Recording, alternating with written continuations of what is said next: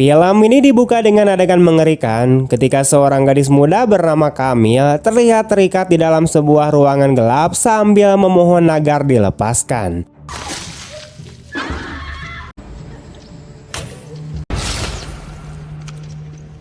Setelah itu, cerita berpindah memperkenalkan dua sahabat bernama Stephanie dan Ellie yang sedang melakukan perjalanan keliling pedalaman Argentina tanpa menyadari bahwa mereka baru saja melewati poster orang hilang bertuliskan nama Camille, sebuah petunjuk kecil yang kelak menjadi sangat penting. Beberapa waktu kemudian, mereka singgah di sebuah kota kecil dan melihat seorang warga lokal membersihkan tempat peringatan bagi orang-orang yang menghilang. Lalu, Stephanie yang cukup lancar berbahasa Spanyol menanyakan sebuah penginapan bernama Rosan Mara. Oh, come here. Buenas tardes. Okay. Gracias. Tak lama kemudian, keduanya tiba di motel tersebut, melakukan check-in, dan berencana menginap hanya semalam sebelum kembali ke Amerika dengan bus keesokan harinya. Sejak awal, resepsionis motel sudah terlihat mencurigakan, tetapi kepolosan Stephanie dan Ellie membuat mereka sama sekali tidak menangkap sinyal bahaya. Hola. Hello? Hola? Kind of went AWOL after the first day.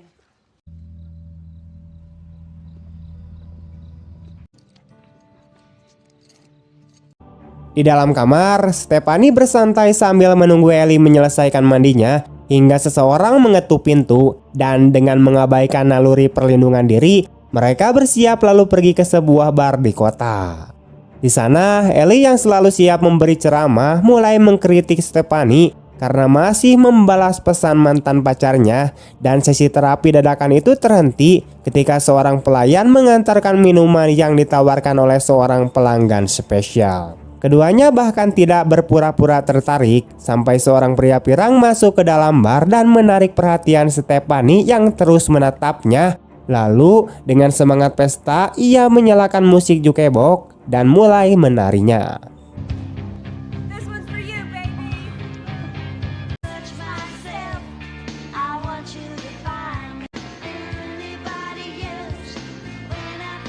Sementara itu, pria pirang tersebut terlibat perkelahian dengan seorang pria lain dan menghilang ke kamar mandi tanpa pernah melewatkan kesempatan untuk terlibat masalah.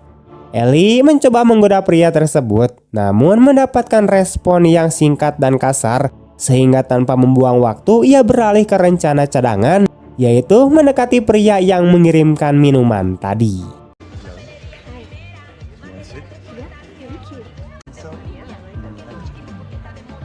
Stephanie yang lebih menahan diri memilih kembali ke hotel sendirian, dan malam pun semakin poek hingga seperti yang sudah diduga, Ellie membawa seorang teman baru ke kamar.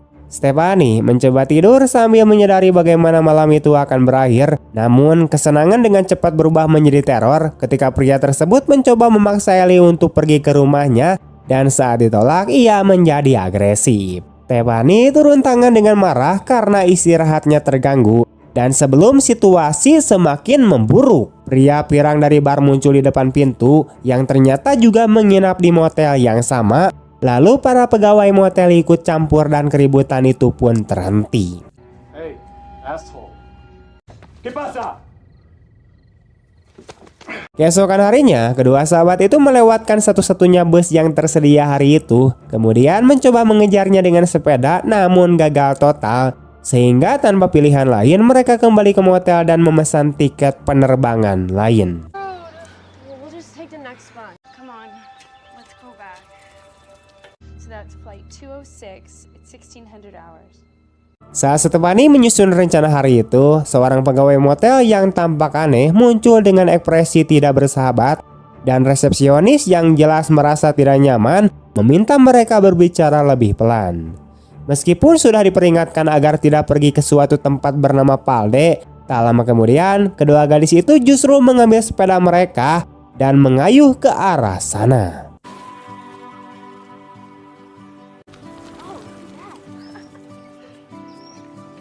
Setibanya di lokasi, mereka berhenti di dekat sebuah air terjun untuk bersantai atau setidaknya mencoba hingga Stephanie yang selalu menjadi suara rasional mengatakan bahwa sudah waktunya pergi. Namun Ellie menolak dan menuduh Stephanie tidak tahu cara bersenang-senang, lalu mengungkit bahwa Stephanie sangat tidak menyenangkan malam sebelumnya karena mengikuti pria pirang misterius ke kamar mandi, meskipun tahu bahwa Ellie sudah lebih dulu tertarik padanya.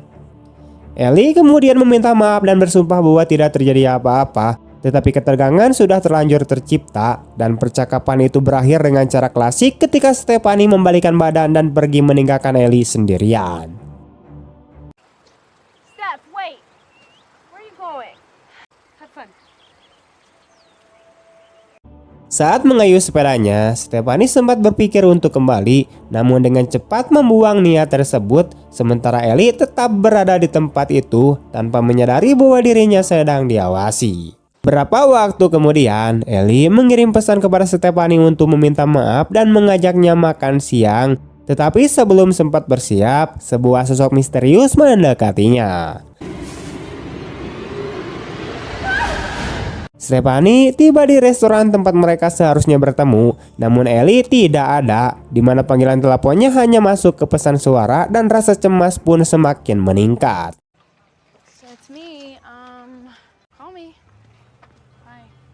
Stephanie meninggalkan restoran sambil menuntun sepedanya, berusaha memahami situasi hingga pria pirang dari malam sebelumnya muncul dan memperkenalkan diri sebagai Michael, lalu menawarkan tumpangan. Namun Stephanie yang sudah lelah dengan pilihan buruk langsung menolak, dan Michael pun pergi begitu saja. Hey, where are you going? I'll give you a lift. Bertekad menemukan sahabatnya, Stephanie kembali ke air terjun dan menyadari bahwa Michael mengikutinya, dan kini mereka berdua mencari Ellie sambil memanggil namanya, tetapi yang ditemukan di tanah hanyalah ponsel milik Ellie. Kepanikan berubah menjadi keputusasaan ketika Michael melihat adanya darah di tanah, dan tanpa berpikir panjang, Stephanie segera menghubungi polisi. Please.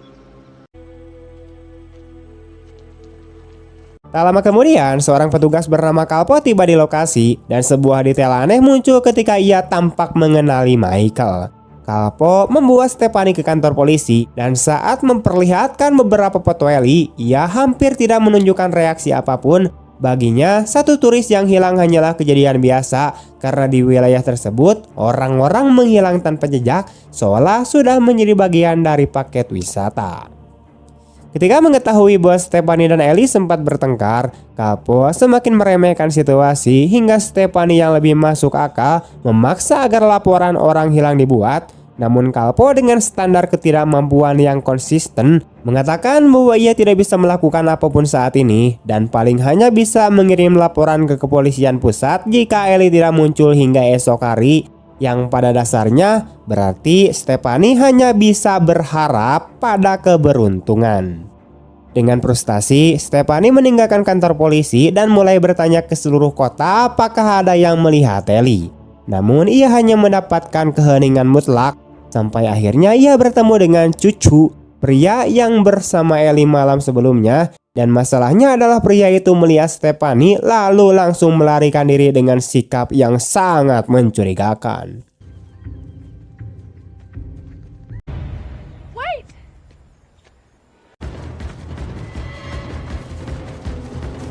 Tanpa jalan keluar, Stephanie kembali ke motel dengan harapan Ellie sudah kembali, namun sahabatnya masih belum ada. Dan ia menyadari bahwa pintu kamar Michael sedikit terbuka yang mendorongnya masuk untuk menggeledah, hingga ia menemukan gelang milik Ellie di antara barang-barang Michael. Pada titik itu, kepanikan Stephanie mencapai puncaknya dan ia berlari kembali ke kantor polisi untuk melapor. Tetapi Kalpo sekali lagi menunjukkan ketidakseriusannya dengan mengatakan bahwa ia akan menginterogasi Michael nanti, yang membuat Stephanie semakin kehilangan kendali.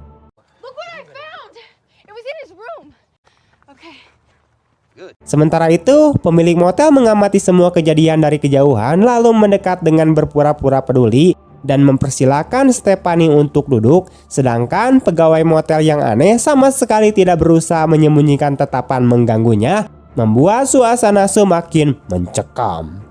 Namun Stephanie tidak punya waktu untuk mencurigai mereka karena tiba-tiba ia melihat cucu melaju pergi dengan sepeda motor dan kesabarannya pun habis. Ia membutuhkan jawaban. Tanpa alat transportasi bukanlah masalah besar baginya karena ia nekat mencuri sebuah truk dan mulai melakukan pengejaran. Hingga setelah perjalanan panjang, cucu memasuki sebuah area terpencil dekat perbatasan Argentina, di mana Stephanie juga kehilangan jejaknya, namun tetap memutuskan untuk melanjutkan dengan melewati gerbang yang terbuka.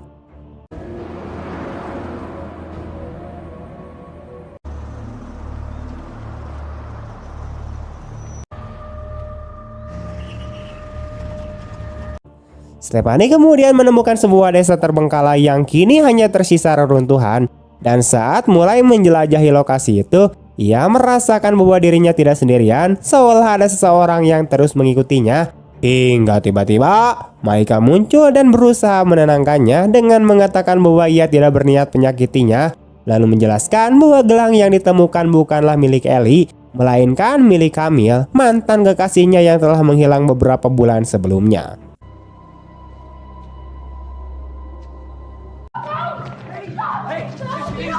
I'm not gonna hurt you.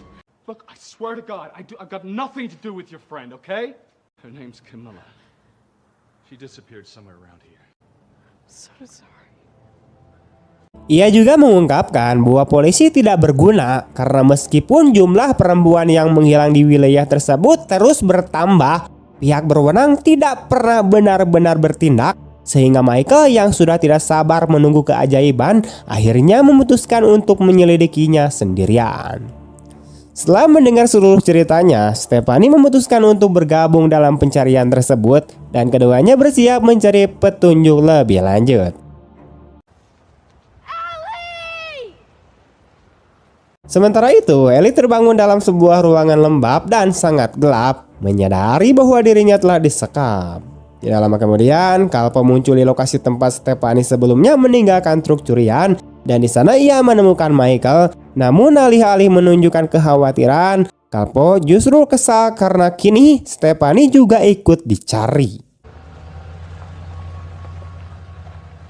Michael yang sudah kehilangan kesabaran menghadapi sandiwara ini langsung menantang sang serif, mempertanyakan bagaimana mungkin sebuah truk dianggap lebih penting daripada seorang perempuan yang menghilang. Calpo bukannya merenungkan ketidakmampuannya sendiri, justru memaksa Michael masuk ke dalam mobil untuk diinterogasi terkait gelang misterius tersebut. Surely you must be lost. Did you find Stephanie's friend? Come with me. Let's take a drive. Di tempat lain, Ellie masih disekap bersama cucu dan tanpa banyak pilihan, ia mencoba merayunya untuk mengulur waktu. Jojo. Come here and kiss me again. Sebelum keadaan semakin memburuk, ponsel cucu berdering dan di ujung telepon adalah atasannya. Momen yang secara tak terduga memberi Ellie sedikit ruang bernapas. That tonight is your night. Sementara itu, Stephanie menemukan sepeda motor milik cucu dan memutuskan untuk melanjutkan penyelidikan lebih jauh ke area terlarang. Hingga akhirnya ia menemukan bangunan tempat Ellie ditahan sebagai sandera. Kini yang dibutuhkan hanyalah sebuah rencana, dan Stephanie memutuskan aliran listrik dengan mematikan generator, menarik perhatian cucu yang segera keluar gedung untuk menyalakannya kembali. Dalam prosesnya, Stephanie tanpa sengaja menjatuhkan sebuah sepeda. Sebuah momen klasik sabotase diri dan ia pun bersembunyi sementara cucu menyelidiki sumber suara tersebut. Begitu cucu menjauh, Stephanie bergerak cepat menemukan si Ellie dan memotong ikatannya menggunakan pisau. Namun kebebasan itu hanya berlangsung singkat karena cucu segera menyadari apa yang terjadi dan mulai mengejar mereka.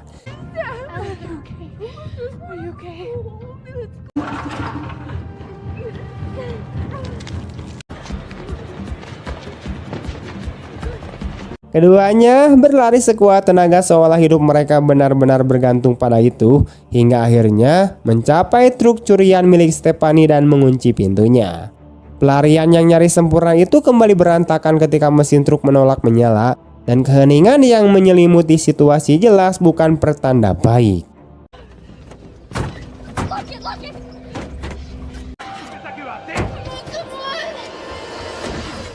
Cucu sempat menghilang sesaat, namun kembali dengan sebuah batu bata dan menghantamkannya ke kaca depan. Sementara truk terkutuk itu tetap tidak menunjukkan tanda-tanda kehidupan. Tanpa pilihan lain, Stephanie dan Ellie kembali berlari.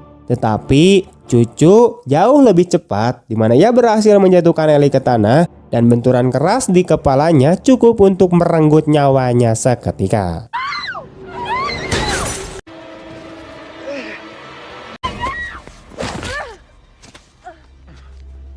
Stephanie panik dan tepat sebelum ia menjadi korban berikutnya, Michael dan sang polisi akhirnya muncul menciptakan ilusi singkat bahwa semuanya akan berakhir baik. Polisi memerintahkan Stephanie untuk masuk ke mobil dan tanpa banyak pilihan ia menuruti perintah tersebut. Namun tak lama kemudian ia merasakan ada sesuatu yang tidak beres dan firasat itu terbukti ketika sang polisi melontarkan komentar menjijikan tentang kematian Ellie, menyebutnya sebagai sebuah pemborosan karena Ellie sangat menarik. She was very desirable, but a waste. Michael segera menangkap pesan tersembunyi di balik ucapan itu dan menyadari ada sesuatu yang sangat salah. Lalu tanpa ragu ia merabut senjata polisi dan mengarahkannya. Sementara Cucu kini berada dalam posisi di mana orang lain yang memberi perintah. Michael menuntut untuk mengetahui keberadaan Camille dan keduanya dipaksa berlutut. Namun polisi dengan tenang mengklaim bahwa ia tahu di mana Camille berada dan bahwa perempuan itu masih hidup. Lalu memainkan kartu kotor dengan mengatakan bahwa jika Michael membunuhnya, maka Camille tidak akan pernah ditemukan. Ia pun mengajukan tawaran, yaitu Camille ditukar dengan Stephanie, dan Michael yang diliputi amarah serta kebimbangan akhirnya menerima kesepakatan tersebut. Satisfy us both? Where is she? She's safe. I swear to you, no harm has come to her. Polisi kemudian mengeluarkan senjata cadangan dan menembak Michael sebelum ia sempat menyadari apa yang terjadi. Sementara Stephanie kembali diculik dan kini berada di dalam mobil polisi menuju nasib yang jauh lebih buruk. Di tempat persembunyiannya, polisi itu menunjukkan jati dirinya yang sebenarnya, bahwa ia bukan sekedar polisi korup, melainkan seorang pelaku perdagangan manusia, dan Stephanie kini memiliki harga 3.000 jika ia bukan perawan dan 6.000 jika sebaliknya. Sambil menunggu sebuah panggilan telepon, ia memberitahu Stephanie bahwa ia akan menyerahkannya kepada rekan bisnisnya. Lalu sebelum berangkat, mereka memberinya suntikan dan membawanya menuju sebuah lubang persembunyian. Malam semakin poek dan Stephanie terbangun di tengah perjalanan dalam kondisi setengah sadar akibat sedasi. Namun satu hal sangat jelas di benaknya, ia harus kabur segera. Dengan hati-hati, ia mengambil sebuah jaring nelayan dan menunggu saat yang tepat, lalu bertindak dengan melemparkan jaring itu hingga sang polisi kehilangan keseimbangan dan jatuh ke laut, tidak pernah muncul kembali ke permukaan. Stephanie melompat ke air dan menyelam dalam-dalam sambil berusaha melepaskan ikatannya sebelum terlambat.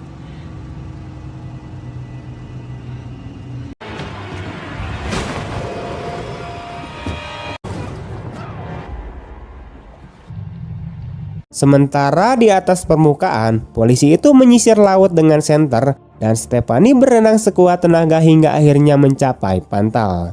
Masalahnya, ia tidak sendirian karena seorang pria tua telah menunggunya dan jelas ia bukan datang untuk menolong, melainkan rekan sang polisi yang siap menyelesaikan transaksi. Meski sempat ragu karena Stephanie jelas bukan barang dagangan biasa dan sedang dalam pencarian yang seharusnya menjadi penghalang, namun uang tetaplah uang dan ia memutuskan untuk membelinya. Stephanie memanfaatkan celah pertama yang muncul dengan melayangkan tendangan tepat di antara kedua kaki pria itu hingga ia tersungkur kesakitan. Dan tanpa membuang waktu, Stephanie berlari sementara polisi itu muncul mengejarnya, namun tidak menembak karena ia masih membutuhkan Stephanie dalam keadaan hidup.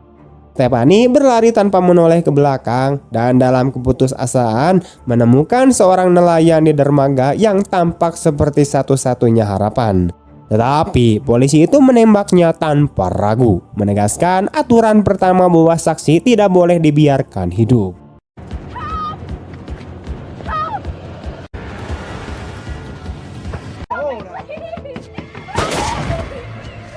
Kini Stephanie tak punya tempat untuk lari. Ia bersembunyi di balik sebuah meja sambil mengatur napas sementara sang polisi memburunya dan keheningan yang mencekam menyelimuti area tersebut.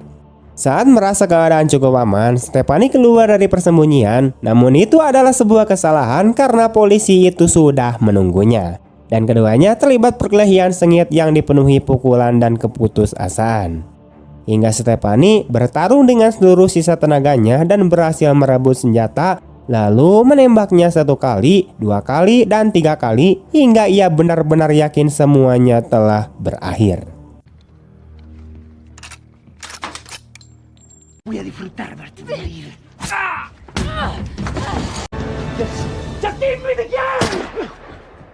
Dalam kondisi kelelahan, penuh luka, dan berlumuran darah namun masih hidup, Stephanie berjalan perlahan ketika matahari mulai terbit di Cakrawala dan sebuah mobil mendekat ke arahnya, membuatnya waspada dan mengambil sebuah batu siap menyerang siapapun di balik kemudi. Namun kekhawatiran itu sirna ketika kendaraan tersebut ternyata milik seorang polisi lokal yang tanpa banyak pertanyaan menyelamatkannya dan membawanya ke tempat aman. Dengan begitu, film pun tamat. Oke teman-teman, sekian dulu untuk video hari ini. Bagaimana tanggapan kalian tentang film ini? Dan jika kalian suka dengan video ini, jangan lupa untuk like, comment, share kemanapun kalian suka. Terima kasih banyak telah menonton sampai akhir. Mohon maaf jika banyak kesalahan dan banyak kekurangan. Terima kasih, see you next time, man. Bye-bye.